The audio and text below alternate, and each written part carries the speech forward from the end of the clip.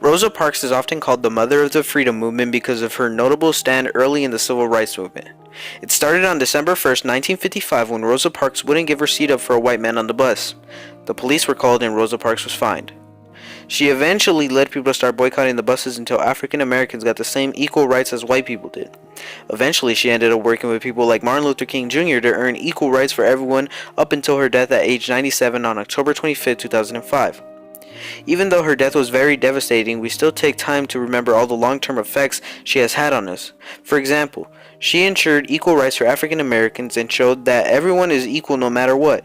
If it weren't for her, who knows what type of unfair, supremacist type of world we would be living in today. Rosa Parks, the woman who took a stand by taking a seat. On December 1st, 1955, Rosa Lee Parks was riding the bus home after a long day of work when bus driver James Blake told Rosa to give up her seat for a white man. However, this is not the first time she had met Mr. Blake. Rosa recognized the man from her childhood.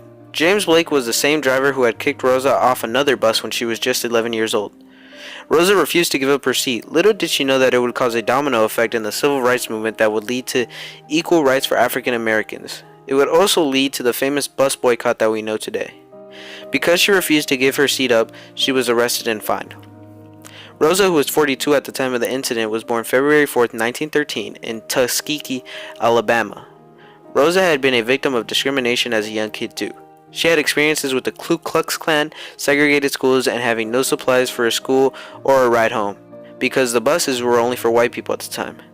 When Rosa was in 11th grade, she attended Alabama State Teachers College for Negroes, but after she had to leave the school to nurse her grandmother and her mother and started working at a shirt company in Montgomery. However, she did earn her high school degree in 1933. In 1932, at age 19, she married Raymond Parks, a self-educated man who worked as a barber and was a longtime member of the National Association for the Advancement of Colored People, or the NAACP. Raymond was a devout member in the NAACP and was one of the main reasons why Rosa Parks decided to join. After the incident with the bus, Rosa had been fired from her job because of notoriety. She soon became actively involved in civil rights issues by joining the Montgomery chapter of the NAACP in 1943. Serving as the chapter's youth leader as well as secretary to NAACP President E.D. Nixon, a post she held up until 1957. In 1955, after the bus incident, Rosa, along with the NAACP, had planned to have a boycott on the buses until African Americans were treated equally. One of the reasons why this bus boycott was so successful was because 70% of the people that rode the bus were African Americans. Meeting at Dexter's Avenue Baptist Church, the ministers and their congregations formed the Montgomery Improvement Association and elected Martin Luther King Jr. as president. The boycott was successful. Lasting over 380 days, when the case was taken to the Supreme Court, the justices declared that segregation of Montgomery buses was indeed illegal and officially desegregated them on December 20, 1956. People were urged to ride the bus the next day, and Rosa was one of the first to ride the bus. The next year, Rosa Parks relocated to Detroit in 1957 and resumed her activities in the civil rights movement, of which she became an enduring and much-loved figure. Parks was finally employed by John Conyers, an African American member of the U.S. House of Representatives. She served as his receptionist and then staff assistant for 25 years, while continuing to work with the NAACP and the Southern Christian Leader Conference, and serving as a deaconess at St. Matthew African Methodist Episcopal Church.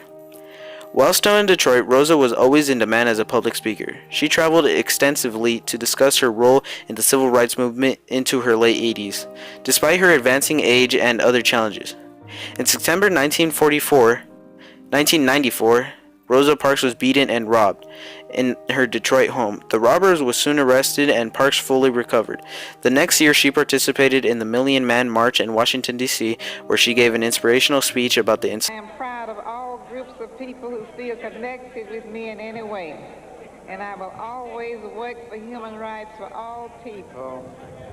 However, as an African American woman, I am proud, applaud, and support our men in this assemblage. I would like to have male students of the Pathways Freedom join me here and wave their hands, but I don't think they're here right now. But thank you all young men of the Pathways to Freedom. Thank you, and God bless you all. Thank you.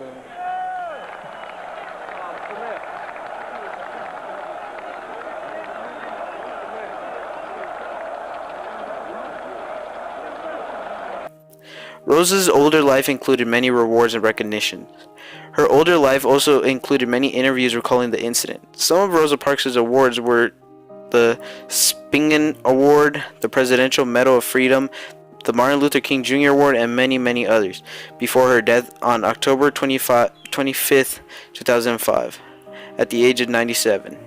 3 days after her death in October of 2005, the House of Representatives in the United States Senate approved of a resolution to allow Rosa Parks' body to be viewed in the U.S. Capitol Rotunda. Furthermore, Rosa Parks and her husband Raymond did not have any children. Rosa Parks also had 2 books. One book she explains what happened on that fateful day when she was told to get out of her seat, and on the second book she explains how religion played a key role in her passion for civil rights. Rosa had been recognized by many statues and awards, but in reality we can never repay her for all she has done. She will live on for eternity as one of the most memorable people for the brave ways she stood up for what she believed in and how she changed the world and the way we look at each other.